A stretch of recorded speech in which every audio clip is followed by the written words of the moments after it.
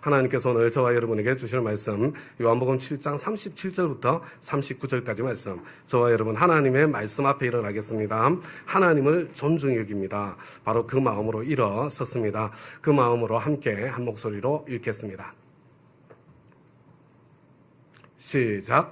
명절의 가장 중요한 날인 마지막 날에 예수께서 일어서서 큰 소리로 말씀하셨다.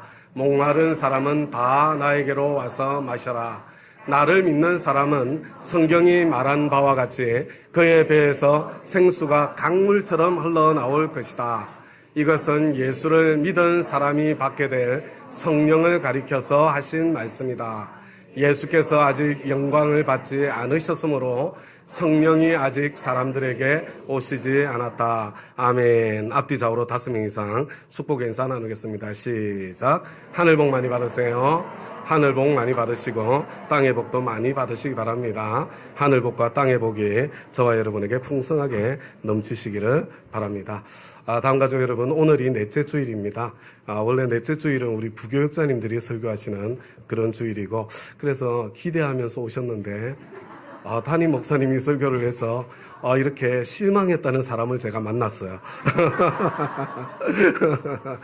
그렇다고 하더라도 여러분 너무 섭섭해하지 마시고요. 아쉬워하지 마시기 바랍니다.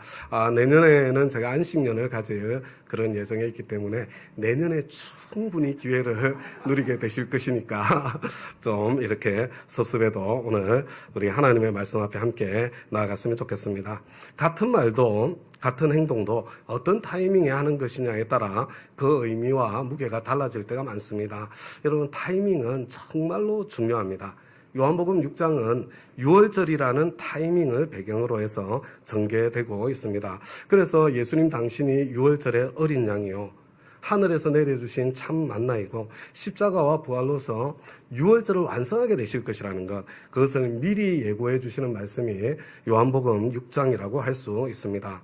여러분, 이집트에서 종살이를 하던 이스라엘 백성들이 6월절 어린 양의 피를 바르고 6월절 어린 양의 고기를 먹고 출애굽했습니다. 그리고 날마다 하늘에서 내리는 만나를 먹고 반석에서 나온 물을 마시면서 또 구름 기둥과 불 기둥의 인도를 받으면서 광야에서 하나님의 군대로 훈련되었습니다. 여러분, 마찬가지로 그리스도인의 삶은 예수님의 십자가 은혜의 그 보혈의 은혜로 구원을 받고 날마다 예수님을 먹고 마심으로 광야 같은 세상에서 그리스도의 군사로 훈련되고 성장되어져 가는 것입니다. 그런데 다음 가족 여러분, 저와 여러분은 왜 그리스도의 군사로 훈련되고 성장해야 하는 것입니까? 여러분, 바로 가나안 땅에서의 삶을 위해서입니다. 여러분, 하나님의 타이밍에 하나님의 일에 동참하며 하나님을 경험으로 알아가며 하나님을 누리며 사는, 이게 진짜 목표점이거든요. 여러분, 바로 그것이 자유의 삶이고 그것이 풍성한 삶이고 그것이 영생입니다. 여러분, 예수님께서 약속하신 이 풍성한 삶은 그냥 저절로 떨어지는 게 아니에요. 저와 여러분이 그리스도의 군사로 훈련되고 성장한 만큼 점점 더 깊이 풍성하게 누리게 되는 것입니다. 여러분, 요한복음 7장부터는요, 초막절이라는 타이밍을 배경으로 예수님 당신이 초막절의 완성이심을 선포하고 있습니다. 여러분, 초막절이 가까우면서 예수님의 동생들이 예수님께 함께 예루살렘으로 올라가자 제안을 합니다. 그러나 예수님께서는 이번 초막절에는 마치 올라가지 않으실 것처럼 그렇게 말씀하셨다가 비밀리에 혼자 올라가시는 모습을 지난주일에 함께 보았습니다. 마치 예수님께서 의도적으로 동생들을 속이신 것 같은 그런 오해를 당할 수도 있는 그런 모습이었습니다. 그러나 결코 그렇지 않습니다. 다음 가족 여러분, 우리가 요한복음 5장을 함께 살펴보면서 여러분, 예수님께서 일하시는 방식을 자세히 살펴보았던 거 기억이 나십니까?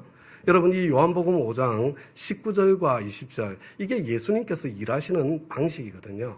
여러분, 이 말씀을 논리적인 순서대로 정리를 해보면요, 여러분, 첫 번째, 여러분, 하나님께서 일하고 계십니다. 둘째로, 하나님께서는 당신이 일하시는 그 모습을 아들에게 보여주십니다.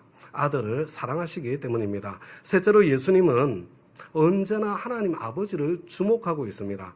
넷째로, 하나님께서 당신이 일하시는 그 현장을 보여주실 때, 이때가 하나님의 타이밍이거든요. 예수님께서는 하나님 아버지를 보고 배우시고 아버지께서 일하시는 그대로 따라하십니다. 아들은 아무것도 마음대로 하지 않으십니다. 무엇이든지 보고 배운 대로 따라 하시는 분이십니다. 여러분, 바로 이것이 여러분 하나님을 경험하는 삶, 그 삶 공부 있잖아요. 책이 얼마나 두꺼워요. 여러분, 이 하경삼, 이 삶 공부를 통해서 저와 여러분이 배우고자 하는 예수님의 삶의 방식입니다. 여러분, 언제나 하나님을 주목하고 계시다가 하나님께서 보여주시는 그 하나님의 타이밍에 하나님께서 보여주시는 그 방법대로 말하고 일하고 행동하시던 예수님께서 여러분 아직 하나님께서 일하시는 것을 보지 못하셨기 때문에 지금 이번에는 올라가지 못할 수 있다. 여러분 기다리고 계시는 그런 상황이었습니다. 명절 중간에 올라오신 예수님을 보았을 때 예수님의 동생들은 거의 틀림없이 예수님을 오해했을 것입니다.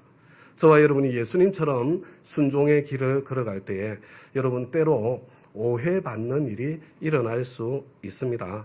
물론 타인이 오해하지 않을 수 있도록 최선을 다하는 것도 정말 중요한 섬김 중에 하나가 될 것입니다. 그러나 오해받는 것을 피할 수 없을 때가 있습니다. 우리는 때로 오해받을 것을 감수하고 순종해야 하는 때가 있는 것입니다. 그러므로 하나님의 사람으로 살기 위해서는 피할 수 없는 오해가 있을 때에 그것을 견뎌낼 수 있는 맷집을 기르는 것이 정말로 중요한 것입니다. 예루살렘의 유대인들은 초막절에 예수님께서 올라오실 것을 기대하고 기다리고 있었던 것 같습니다. 그만큼 지금까지 예수님의 활동이 인상적이었기 때문입니다.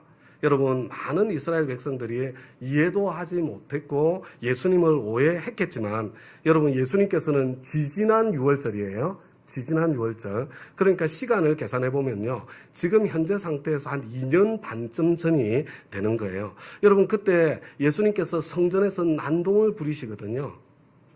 여러분, 누가 그것을 이해를 했겠어요? 오해를 했을 것입니다. 예수님께서 그때 2년 반쯤 전에 정말 놀라운 표징들을 예루살렘에서 보여주셨거든요. 여러분, 무엇보다도 1년쯤 전에는 여러분이 38년 된 병자를 여러분 고쳐주신 거 1년쯤 전에 있었던 일이에요. 여러분, 이 38년 된 병자를 베데스다 연못에서 고쳐주셨는데 그것도 안식일에 예수님께서 그렇게 하셨습니다. 뿐만 아니라 그 중간중간에 갈릴리에서 활동하시는 예수님께서 행하시는 그런 가르침과 그런 기적의 이야기들 예루살렘 사람들이 간간히 듣지 않았겠습니까? 그래서 유대인들은 바로 그 예수님이 이번 초막절에는 올라오신다면 무슨 일을 하실까 내심 궁금해하면서 예수님을 기다리고 있었던 것이 틀림이 없습니다. 그런데 늦게 출발하신 예수님께서는 초막절 명절 중간에 접어들었을 즈음에 성전에 나타나셔서 백성들에게 가르치기 시작하셨는데 사람들은 이 예수님의 탁월한 가르침에 놀라고 충격을 받았습니다. 여러분, 예수님께서는 당신의 가르침은 당신 자신의 것이 아니라 당신을 보내신 하나님의 것이라고 설명을 해 주시죠. 다음과 같이 여러분, 성령님과 함께하는 삶은 때로 사람들을 놀라게 합니다. 주위 사람들을 깜짝깜짝 놀라게 하는 일이 일어나는 삶, 여러분 바로 그것이 성령님과 함께하는 그리스도인의 삶의 특징 가운데 하나라고 할 수 있습니다. 여러분, 배우자를, 자녀를 특별히 믿지 않는 배우자, 믿지 않는 자녀라면 더욱더 깜짝깜짝 놀라게 하는 그런 그리스도인의 삶의 방식, 여러분 이것이 우리가 정말로 영혼구원하고 제자 삼으려면 그것이 요청되지 않습니까? 자신도 놀라고 성도님들도 놀라게 하는 그런 가르침, 여러분 목사에게는 바로 그런 상담이나 그런 설교가 요청되지 않겠습니까? 제가 이걸 쓰면서 굉장히 스트레스를 받았습니다. 여러분, 부하 직원, 동료, 상사를 놀라게 하는 그런 업무 태도, 그런 업무 성과, 여러분 성령님과 함께 직장 생활을 해나갈 때에 그런 일들이 때때로 일어나게 되는 것이 그게 정상적인 것 아니겠습니까? 그런데 다음 가족 여러분, 그런 일은 인간적인 노력으로도 일어날 수 있는 일이고 심지어 악령의 역사로도 일어날 수 있는 일입니다. 여러분, 악령도 자신을 광명의 천사로 가장하기 때문에 그렇습니다. 그렇다면 저와 여러분은 어떻게 주변 사람들을 놀라게 하는 삶을 어떻게 살아내며 그렇게 사는 사람이 정말로 하나님께로부터 온 그런 지혜와 능력으로 그렇게 하고 있다는 것을 저와 여러분은 어떻게 분별할 수 있을까요? 여러분, 첫 번째로 먼저 저와 여러분 자신이 하나님 뜻대로 살려는 마음을 가지고 있어야 된다. 그렇게 예수님께서 말씀하고 계시죠. 그리고 둘째로 자기의 영광을 구하지 않고 하나님의 영광을 구할 때, 자기의 이익이 아니라 하나님의 영광을, 하나님의 그 필요를 구하는 그런 삶을 살아갈 때에 하나님께서는 그 사람을 통해서, 그렇죠? 어떤 사람이요? 정말로 하나님 뜻대로 살고 싶은 마음, 내 필요, 내 영광이 아니라 하나님의 필요, 하나님의 영광을 위해서 살려는 사람, 그런 사람이 있을 때 바로 그에게 그와 같은 일이 일어난다고 예수님께서 말씀해 주고 계시는 것입니다. 저와 여러분이 그렇게 살기 시작하면 하나님의 음성이 들리고 저와 여러분을 통해서 그와 같은 하나님의 역사가 나타나고 뿐만 아니라 저와 여러분 주위에 있는 다른 사람들도 같은 방식으로 사는 사람들을 분별할 줄 아는 그런 실력도 자라게 된다는 것입니다. 그런데 다음 가족 여러분, 이 유태인 종교 지도자들을 한번 생각해 보세요. 천사 같은 말로 하나님의 뜻을 선포하는 그런 설교를 하지 않았겠습니까? 그런데 살인을 계획하고 시도하는 것을 서슴지 않았습니다. 여러분, 그들이 예수님을 죽이려고 한 것, 이거 하나님의 영광을 위해서 그렇게 한 것일까요? 아니면 자기 자신들의 이익, 자기 자신들의 영광을 지키기 위해서 그렇게 한 것일까요? 여러분, 한번 생각해 보세요. 나는 하나님의 뜻대로 살고 하나님의 영광을 위해서 산다. 그런데 주위에 있는 사람을 미워하고 죽이려는 그런 일까지 일어날 수 있다. 여러분, 이게 정말로 가능한 그런 삶의 방식일 것이라고 생각하십니까? 여러분, 그렇게 살았던 그 당시 종교 지도자들이 정말로 예수님이 누구신지 예수님을 알아볼 수 있었겠습니까? 예수님께서는요, 지금 38년 된 병자를 안식일에 고쳐준 그 때문에 분개하고 예수님 당신을 죽이려고까지 하는 사람들의 내면의 동기가 무엇이겠는지 그것을 좀 냉정하게 살펴보라고 지금 말씀하고 계시는 것입니다. 저와 여러분쯤 되면 여러분 정치인들이 하는 말에 속으면 안 되잖아요. 그 사람들의 내면의 동기가 무엇인지 그게 좀 보여져야 될 그런 때가 찾아오지 않습니까? 여러분, 그것이 하나님의 영광을 위해서인가? 정말로 여러분, 하나님께서 안식일에 고통당하는 사람을 살려주셨는데 그것 때문에 하나님께서 분개하시는 그런 일이 정말로 일어날 것 같습니까? 여러분, 그 종교 지도자들이 정말로 지키고 싶어하는 것이 무엇이었겠습니까? 겉모양으로 심판하지 말고 공정한 심판을 내려라. 하나님께서는 겉모습을 보는 것이 아니라 그 안에 담겨있는 마음을, 그 안에 담겨있는 정신을, 그 동기가 무엇인지를 살펴보신다는 그런 뜻 아니겠습니까? 여러분, 동기를 고민하고 지금 본질을 고민하라고 저와 여러분에게 요청하시는 그런 말씀 아닙니까? 안식일에 할례는 해도 되는데 안식일에 병자를 치료하는 것은 왜 안 되는가? 할례의 본질은 무엇이고 안식일의 본질은 무엇인가? 여러분, 지금 좀 고민하고 좀 생각해 보라고 지금 말씀하시는 거잖아요. 여러분, 신앙생활은요, 좀 때로 머리가 아픈 거예요. 여러분, 때로 저와 여러분이 씨름하고 고민해야 되는 그런 영역이 있는 것입니다. 다음 가족 여러분, 지금 펼쳐지고 있는 이 상황 속으로 한번 한 걸음 더 들어가 볼 수 있기를 바랍니다. 지금 여러분 분위기가 어때요? 지금 사람들은요, 38년 전에 예수님께서, 작년 1년 전에 예수님께서 38년 된 병자를 안식일에 고쳤다는 것, 그래서 사람들이 지금 예수님을 죽이려고 하는 사람들이 있다는 것, 이거 쉬쉬 하면서 지금 말하지 않으려는 분위기 아니에요, 지금? 그런데 지금 예수님께서는 바로 그 사건을 일부러 끄집어내어서 공론화시키고 일부러 그것을 상기시켜주고 계신 것 같지 않습니까? 지금 예수님께서 지금 쉬쉬하고 있는 종교들을 여러분 의도적으로 도발하고 계신 것처럼 그렇게 보이지 않습니까? 당연하죠. 예수님의 목표점은 십자가를 지러 가는 길이었기 때문에 지금 도발하고 계신 거죠.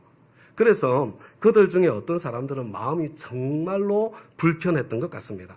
여러분 26절을 보십시오. 아니 이 사람이 이렇게까지 말하는데도 아무 대답도 못하고 그대로 내버려 두는 것은 이 사람을 그리스도라고 인정하고 있는 꼴 아닌가? 그렇지만 이 사람은 명백하게 메시아일 수 없는 사람이 아닌가? 메시아는 베들레헴에서 나오든지 그렇지 않으면 멜기세덱처럼 비밀스러운 인물로 오실 분이신데 이 예수라는 사람은 갈릴리에서 온 사람이 아닌가? 어떻게 갈릴리 사람이 그리스도일 수 있는가? 여러분 이런 말들을 여러분 이 사람들이 중얼거리기 시작한 것입니다. 여러분 근데 여러분 이 사람들이 중얼거리는 내용 정말로 설득 있는 내용 아닙니까? 여러분 여기에 대해서 예수님께서 대답하시는 그 대답이요. 그것을 저와 여러분이 함께 한번 읽어보겠습니다. 시작. 예수께서 성전에서 가르치실 때에 큰 소리로 말씀하셨다. 너희는 나를 알고 또 내가 어디에서 왔는지를 알고 있다. 그런데 나는 내 마음대로 온 것이 아니다. 나를 보내신 분은 참되시다. 너희는 그분을 알지 못하지만 나는 그분을 안다. 나는 그분에게서 왔고 그분은 나를 보내셨기 때문이다. 여러분 지금 이 예수님의 대답이 어떤 대답인 것 같습니까? 이런 대답 같잖아요. 내가 생각해도 너희들 말 옳은 것 같다. 너희들 정말 나를 믿기가 쉽지 않을 것 같다. 그러나 내가 이런 방식으로 오고 싶어서 이렇게 온 것이 아니라 하나님께서 나를 이렇게 보내셨기 때문에 나는 이렇게 온 것이다. 하나님께서 나를 이렇게 보내신 것에는 하나님의 뜻과 목적이 있을 것이다. 여러분 이런 뉘앙스를 담고 지금 예수님께서 대답하시는 것 같지 않습니까? 다음 가족 여러분 한번 생각해 보십시오.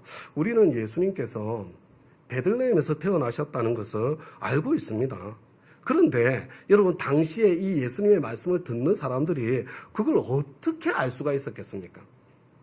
그들에게 예수님은 그저 갈릴리 나사렛 사람일 수밖에 없는 것 아닙니까? 지금 하나님께서 의도적으로 그들이 오해하도록 그들이 예수님을 알아볼 수 없도록 여러분 하나님께서 의도적으로 감추고 계신 것처럼 그렇게 보이지 않습니까? 다음 가족 여러분, 하나님께서 왜 이렇게 하셨을까요? 내가 모든 것을 안다고 생각하는 교만한 사람은 메시아를 알아볼 수 없도록 일부러 하나님께서 그렇게 하신 것입니다. 오직 어린아이처럼 겸손한 사람들만이 메시아를 알아보게 하시려는 하나님의 의도가 담겨 있는 것입니다. 여러분 그게 하나님의 뜻이에요. 고린도전서 1장에서 사도 바울은 이런 하나님의 의도와 모습을 이렇게 고백을 하죠. 형제 자매 여러분, 여러분이 부르심을 받을 때에 그 처지가 어떠하였는지를 생각해 보십시오. 육신의 기준으로 보아서 지혜 있는 사람이 많지 않고 권력 있는 사람이 많지 않고 가문이 훌륭한 사람이 많지 않았습니다. 그런데 하나님께서는 지혜 있는 자들을 부끄럽게 하시려고 세상의 어리석은 것들을 택하셨으며 강한 것들을 부끄럽게 하시려고 세상의 약한 것들을 택하셨습니다. 하나님께서는 세상에서 비천한 것들과 멸시받는 것들을 택하셨으니 곧 잘났다고 하는 것들을 없애버리시려고 아무것도 아닌 것들을 택하셨습니다. 이리하여 아무도 하나님 앞에서는 자랑하지 못하게 하시려는 것입니다. 이것은 하나님의 구원의 은총은 교만한 사람들에게는 감추어지고 하나님의 은혜와 섭리 안에서 겸손한 사람들에게만 펼쳐진다는 것을 지금 보여주고 있는 것 같지 않습니까?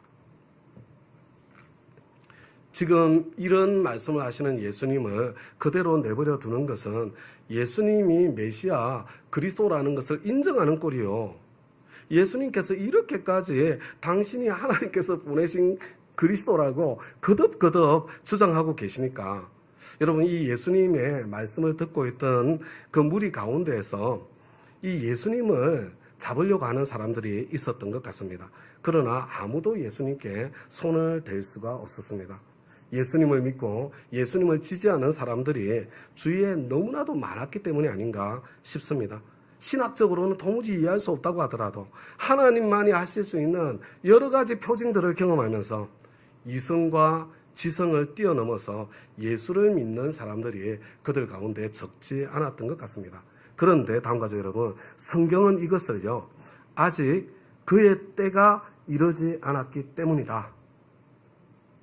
그의 때가 아직 이르지 않았기 때문이다. 성경은 이렇게 저와 여러분에게 설명해 줍니다.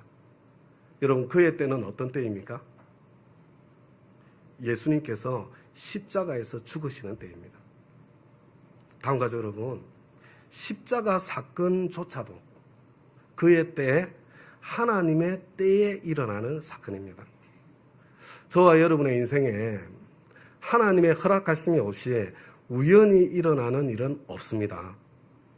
저와 여러분의 인생에 좋고 감사한 일들뿐만 아니라 십자가를 지는 것 같은 가장 어두운 일조차도 하나님의 타이밍에 하나님의 허락하신 가운데 되었다고 여러분 하나님을 좀 한번 믿어드릴 수 있기를 우리 주님의 이름으로 부탁드립니다. 다음 가족 여러분, 지금 저와 여러분의 인생에 어떤 일이 펼쳐지고 있습니까? 육신의 질병?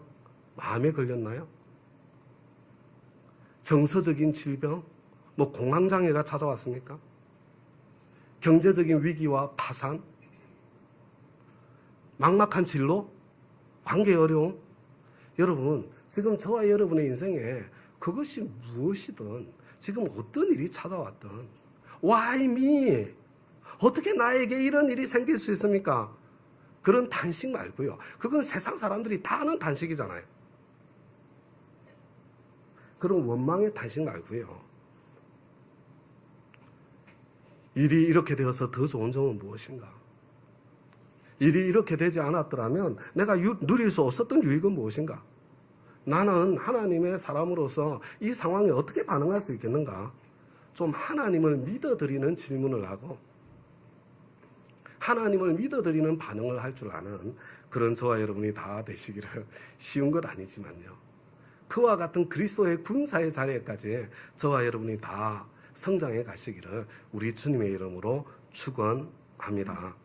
여러분, 바리새인들은요, 그들이 가만히 있는 것이 예수님을 메시아로 인정하는 것처럼 되어버리는 그 상황 속에서 경비병들을 보내어서 예수님을 체포하려고 시도를 하고 있습니다. 아마 분위기가 어수선해졌을 것입니다. 그런 상황 속에서 예수님의 대답과 사람들의 반응을 우리 다 같이 한 목소리로 한번 읽어보겠습니다. 시작. 예수께서 그들에게 말씀하셨다. 나는 잠시 동안 너희와 함께 있다가 나를 보내신 분께로 간다. 그러면 너희가 나를 찾아도 만나지 못할 것이요, 내가 있는 곳에 너희가 올 수도 없을 것이다. 유대 사람들이 서로 말하였다. 이 사람이 어디로 가려고 하기에 자기를 만나지 못할 것이라고 하는가? 그리스 사람들 가운데 흩어져 사는 유대 사람들에게로 가서 그리스 사람들을 가르칠 셈인가? 또 너희가 나를 찾아도 만나지 못할 것이요, 내가 있는 곳에 너희가 올 수도 없을 것이다. 한 말은 무슨 뜻인가? 다음 가족 여러분, 저와 여러분은요, 예수님의 대답을 정확하게 이해를 하죠. 왜냐하면 우리는 이미 십자가와 부활과 성천의 사건을 알고 있기 때문입니다. 그러나 당시 유대인들이 여러분 이 말씀을 알아들을 수 있었겠습니까? 여러분, 당시 유대인들은요, 도무지 무슨 말씀을 하는지 알아들을 수, 이해할 수 없었을 것입니다. 다음 가족 여러분, 성경을 읽다 보면, 인생을 살다 보면, 그리고 설교를 듣다 보면 도무지 이해가 되지 않는 말씀도, 그런 상황도 여러분 만나게 될 거예요. 여러분, 이것이 하나님께서 말씀하시는 방식이고, 여러분 이게 하나님께서 일하시는 방식이에요. 그러니까 좀 있잖아요. 내가 도무지 이해되지 않는 그런 상황을 만났을 때 그것 때문에 너무 답답해 하시거나 너무 조바심 내거나, 여러분 그렇게 하지 마시고요. 원래 하나님께서 일하시는, 원래 하나님께서 말씀하시는 방식이 그래. 여러분 그걸 좀 당연하게 좀 받아들이시고요. 이후에 하나님께서 이래서 이런 말씀을 하셨고 하나님께서 이래서 이렇게 일하셨구나. 여러분 깨달아질 날이 반드시 오게 될 것이라는 것을 믿으시면서요. 그러면 저와 여러분 뭘 해야 돼요? 여러분 이미 깨달아진 말씀, 이미 분명한 하나님의 뜻이 있지 않습니까? 여러분 그거 붙잡고 순종하는 그런 순종의 발걸음을 걸어갈 수 있었으면 좋겠습니다. 여러분 이런 논란 가운데 하루하루 시간이 흘러서 이제 초막절의 마지막 날이 된 것입니다. 여러분 예수님께서는 바로 그날 초막절의 가장 중요한 날, 하이라이트가 되는 날에 일어나셔서 큰 소리로 외치셨습니다. 목마른 사람은 다 나에게로 와서 마셔라. 지난 주일에 말씀드렸던 것처럼 여러분 이스라엘에는 중요한 3대 절기가 있다고 그랬잖아요. 뭐였어요? 유월절, 오순절, 초막절. 이거 여러분 절대로 잊어버리시면 안 돼요. 유월절, 오순절, 초막절. 그런데 여러분 이 3대 절기를 어떻게 이해를 하시면 되냐면요. 이거는요. 축제면서 부흥회다. 여러분 이 절기는요. 잔치 같은 부흥회를 생각하시면 여러분 틀림없이 맞습니다. 여러분 유월절은 지금으로 치면요. 고난주간과 부활절에 정확하게 고난주간과 부활절에 해당되는 것이 유월절이에요. 여러분 오순절은요 정확하게 성령 강림절에 해당되는 겁니다. 여러분 이 초막절은요 정확하게 추수감사절에 해당되는 것입니다. 여러분 이 초막절이라는 것은요 추수가 끝나고 난 뒤에 가장 풍성하고 가장 넉넉할 때 지켰습니다.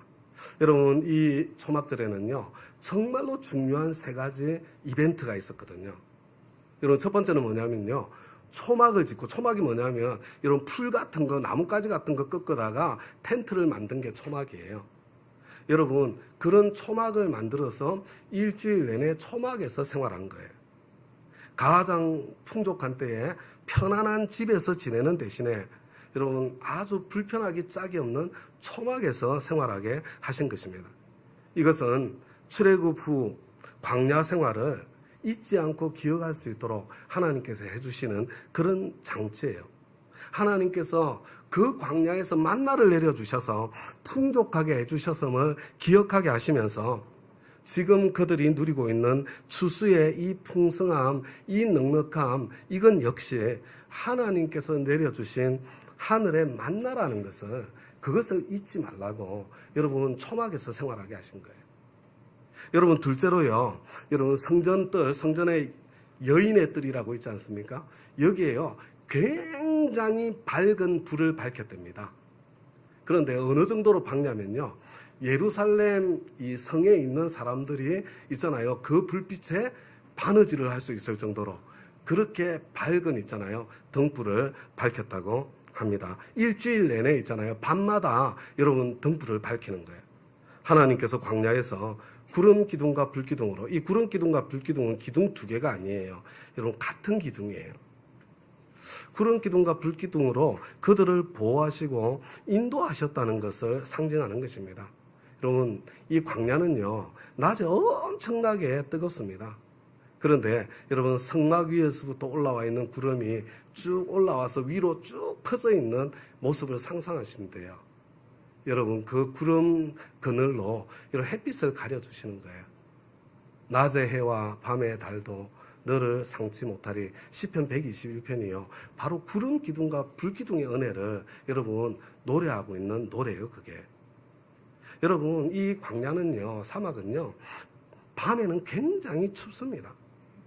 그래서 여러분 불기둥으로 그들을 따뜻하게 보호해 주시고 지켜주신 것입니다. 뿐만 아니라 여러분 캄캄한 어둠 가운데 여러분 그 불기둥이 여러분 빛이 되어서 그들이 갈 길을 인도해 주시는 거예요. 그래서 여러분 이 초막절을 배경으로 예수님께서는 요한복음 8장에서 나는 내가 세상의 빛이다. 여러분 그 있잖아요, 이 광야에 그 불기둥 같은 빛이 바로 당신이시라고, 당신이 초막절의 완성이시라고요. 그리고 요한복음 9장에서는요 바로 이 초막절의 배경 가운데 시각장애인의 눈을 떠주게 해주시는 것으로 여러분 바로 당신이 초막절의 완성이시라는 것을, 그것을 선포하고 보여주고 계시는 것입니다. 그리고 셋째로 여러분 이 3번째 이벤트가 뭐냐면요, 실로암 연못에서 물을 길어다가 이것도 날마다 하는 거예요. 성전 제단에다가 부었습니다. 여러분, 이게 초막절의 하이라이트였어요. 하나님께서 반석에서 물이 나오게 하셔서 그 광야 메마른 땅을 생존하게 하셨다는 것, 그것을 기억하면서 동시에 에스겔의 환상에서처럼 성전 제단에서 생수가 흘러나와서 모든 갈증을 해결해주고 만물을 소성케 해서 완전한 치유와 회복을 가져다 주실 그 종말론적인 완성, 그것까지 하나님께서 주실 것이라는 것을 기대하며 소망하게 하시는 것이었습니다. 다음 가족 여러분, 이 세 가지 이벤트가 일어나고 있는 초막절을 마음속에 상상해 보세요. 여러분, 일주일 내내 하는 그 부흥회, 그리고 그 부흥회의 지금 마지막 날이 된 것입니다. 그리고 그 마지막 날에 초막절의 하이라이트라고 할 수 있는 지금 성전 제단에 넘치도록 물을 붓는 여러분 화려한 퍼포먼스가 지금 펼쳐지고 있는 거예요. 그런데 여러분, 그럼에도 불구하고 여러분, 이 초막절에 참여하고 있는 유대인들의 심령은 여전히 목마르고 여전히 참만족을 누리지 못하고 있었다는 것을 지금 전제하고 있는 것입니다. 그런 상황 속에서 예수님께서는 지금 누구든지 목마르거든, 너희들 여전히 갈증을 느끼고 있잖아. 누구든지 목마르거든 나에게로 와서 마셔라, 이렇게 외치고 계시는 거예요. 여러분, 예수님 당신이 바로 인생의 갈증을 해소해 주시는 생수이시라는 것을 선포하시면서 동시에 반석을 쳤을 때 이 물이 쏟아졌던 것처럼 당신의 십자가 사건을 통해서 성령님께서 내리시게 될 것을 여러분 미리 지금 선포하시고 예고해주고 계시는 것입니다. 다음 가족 여러분, 화려한 종교 활동을 날마다 반복하지만, 그리고 그런 명절의 마지막 날이 되었지만 여전히 목마른 초막절 이스라엘 백성들의 모습, 여러분 이게 뭘 보여주는 것 같습니까? 여러분, 율법이라는 것은 결코 인간 존재의 갈증을 해소할 수 없다는 것을 지금 보여주고 있는 것입니다. 다음 가족 여러분, 이 율법적인 신앙생활 있잖아요. 아무리 열심히 해도 여러분 갈증이 해소되지 않습니다. 사실은요, 이 율법적인 신앙생활은 열심히 하면 할수록 갈증이 더 깊어지는 것이 여러분 율법적인 신앙생활입니다. 혹시 지금 이 자리에 계신 저와 여러분 가운데도요, 내가 이렇게 교회 생활 열심히 하고 내가 이렇게 종교활동 열심히 하고 있는데 나는 여전히 내 인생의 갈증을 느끼고 있다, 그런 분들이 계시다면요, 여러분 내가 이렇게 교회 생활을 열심히 하고 있는데 나에게는 기쁨도 감사도 만족도 없는 그런 상태에 내가 지금 머물러 계시다면요, 지금 나의 신앙생활은 율법적인 신앙생활에 머물러 있는 것이 아닌가. 여러분, 나 자신을 한번 돌아봐야 돼요. 여러분, 요한복음 처음부터 끝까지 그걸 이야기하는 거예요. 니고데모가 있잖아, 여전히 갈증 속에 있었다니까. 율법으로 완전한 사람인데. 혹시 그런 분들이 이 자리에 계시다면요, 여러분 유월절을 완성하신 예수님께로 나오셔야 됩니다. 초막절을 완성하신 예수님께로 나와야 됩니다. 이 예수님을 먹고 마셔야 돼요. 다음 가족 여러분, 예수님께서는 한번 생각해보세요. 우리 주님께서는 십자가 위에서 마지막 숨을 내쉬면서도 뭐라고 그러셨어요? 다 이루었다. 여러분, 목마름이 느껴지세요? 십자가 위에서 숨을 거두는 순간에도 다 이루었다. 목마름이 없습니다. 이게 믿음의 비밀이에요. 예수님을 표대로 삼고 살았던 사도 바울, 여러분 그 감옥에서 죽음을 눈앞에 둔 상황 아닙니까? 그런데 바울과 실라가 거기서 찬송을 불러요. 목마름이 느껴지세요? 여러분, 이 감옥 속에 있으면서도 나는 달려갈 길을 다 달리고 믿음을 지켰다, 이렇게 선언을 해요. 여러분, 목마름이 없어요. 다음 가족 여러분, 이게 진짜 믿음의 비밀입니다. 세상이 감당치 못할 사람들에게는 여러분 더 이상 목마름이 없는 것입니다. 누군가 그런 말을 했죠. 누군가 그런 말을, 나는 여전히 배가 고프다. 자, 이게 누가 한 말인지 궁금해가지고 이렇게 재미나이한테 물어봤더니 이 말 한 사람이 여러 사람이 있더라고요. 여러분, 한편으로는 이게 멋지게 들리기도 하고요. 그런데 또 한편으로는 너무나도 안타까운 그런 고백입니다. 정말로 진솔한 인간 실존의 고백. 나는 아직도 여전히 목마르다. 나는 여전히 배가 고프다. 하나님 외에 그 무엇으로도 채워질 수 없는 목마름 속에 사는 인생의 적나라한 모습이 그 말 안에 담겨 있는 것입니다. 생존의 문제와 씨름하다가 그저 생존의 문제만 해결되면 행복할 줄 알았는데 그 다음에는 안정의 욕구가 일어나죠. 그래서 안정의 문제와 씨름을 하다가 이 안정의 문제만 해결되면 행복할 줄 알았는데 그러고 나면 여러분 이 소속의 욕구, 외로움이 밀려오죠. 여러분 생존과 안정과 소속의 문제와 씨름하다가 여러분 그것이 어느 정도 해결되면 행복할 줄 알았는데 여러분 정말 신기하잖아요. 여러분 이 생존과 안정과 소속의 욕구가 해소가 되잖아요. 그러면 오히려 마음이 더 텅 비게 돼요. 오히려 공허함을 느끼기 시작합니다. 여러분 그 가운데 인생의 의미를 추구하게 되는 것. 여러분 그게 인생이라고 할 수 있지 않겠습니까? 그런데 여러분 문제가 뭐냐면요. 우연히 던져진 인생에 여러분 그 내 마음을 채울 수 있는 자아실현, 내 마음을 채울 수 있는 그 의미라는 것은 우연히 던져진 인생에는 존재할 수가 없다는 게 여러분 그게 문제예요. 인간은 창조주 하나님과의 관계 속에서 여러분 창조주 하나님과의 관계가 세워져야 비로소 나 자신과의 관계가 세워집니다. 여러분 창조주 하나님과의 관계 속에서 나 자신과의 관계가 정립되면요 그 안에서 인생의 진정한 의미를 발견하게 돼요. 여러분 그렇게 되면요 더 이상 이 땅에서의 생존과 안정과 소속 자체가 중요하지 않게 되는 거예요. 중요하지 않게 되는 겁니다. 여러분 인간에게는 결코 그것이 중요하지 않을 수 없지만 하나님을 신뢰하기 때문에 그것을 어느 정도 초월할 수 있는 그 힘이 내 안에서 솟아나게 되는 거예요. 율법으로는 종교 활동으로는 여러분 인생의 갈증을 절대로 그치게 할 수가 없습니다. 저와 여러분이 인생의 갈증을 느낄 때 여러분 예수님께 나아가 유월절 어린 양이 되시고 진정한 만나가 되시고 초막절의 완성이 되시는 예수님을 여러분 어떻게 된다고요? 날마다 먹고 마시기를 시작하시면 여러분 그때 어떤 일이 일어나냐면 성령의 깊은 은혜 속에서 내 안에 있는 그 갈증이 그치는 그걸 풍성한 삶, 그것을 자유의 삶, 그것을 세상이 알지 못하는 평안과 기쁨의 삶이라고 합니다. 그것을 영생이라고 하는 거예요.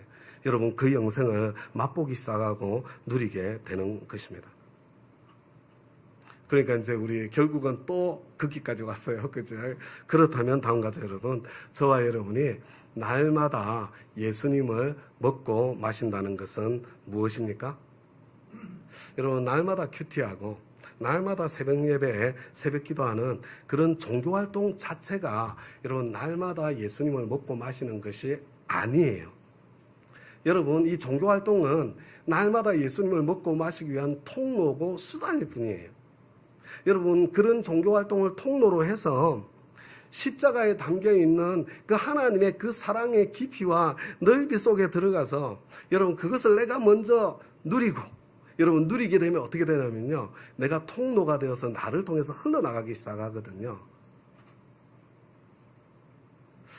여러분 그렇게 나를 통해서 흘러나가기 시작하는 이게 제일 중요한 거예요. 일상의 삶을 살아가는 것. 무슨 크고 엄청난 일을 하는 게 날마다 예수님을 먹고 마시는 게 아니에요.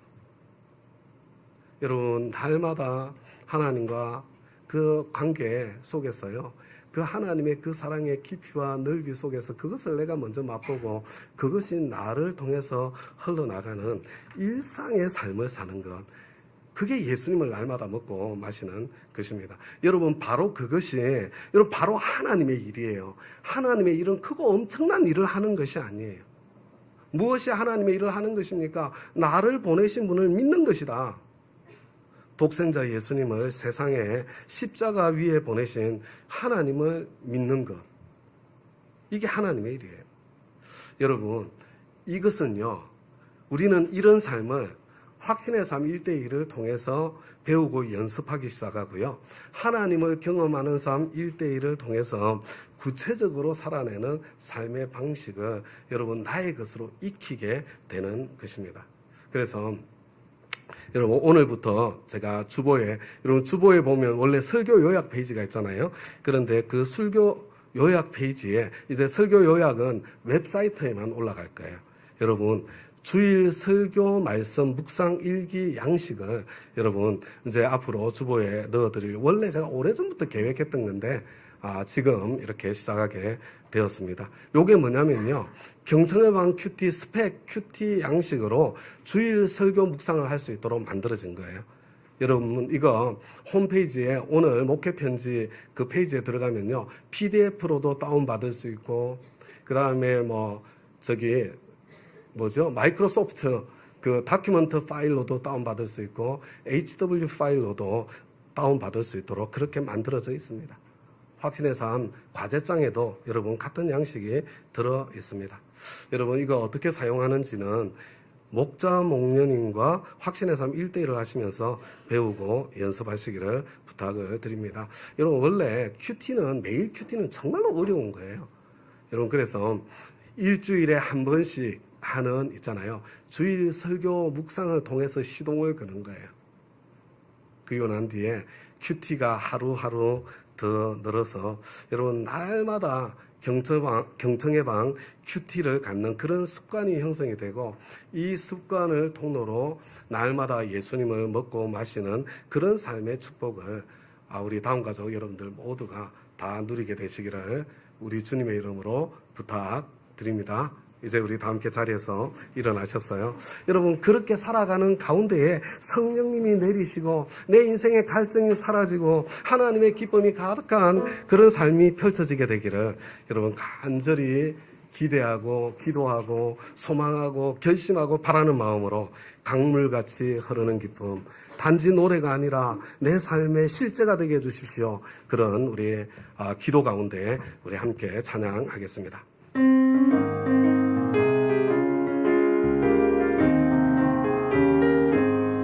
강물같이 흐르는 기쁨, 성령 충만함이라.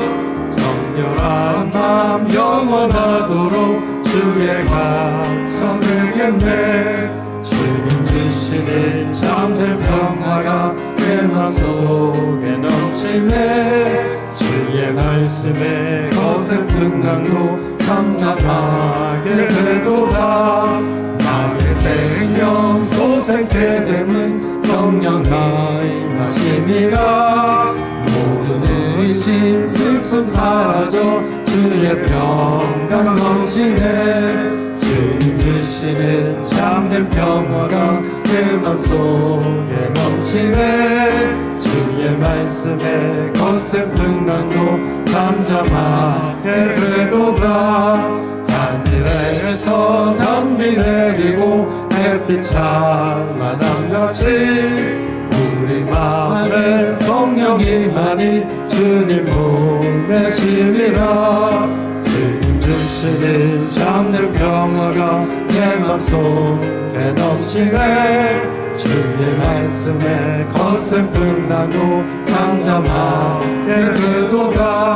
생명신에 넘쳐 흘러서 마음과 적신이 의의 열매 무르익어서 주스를 기다리네.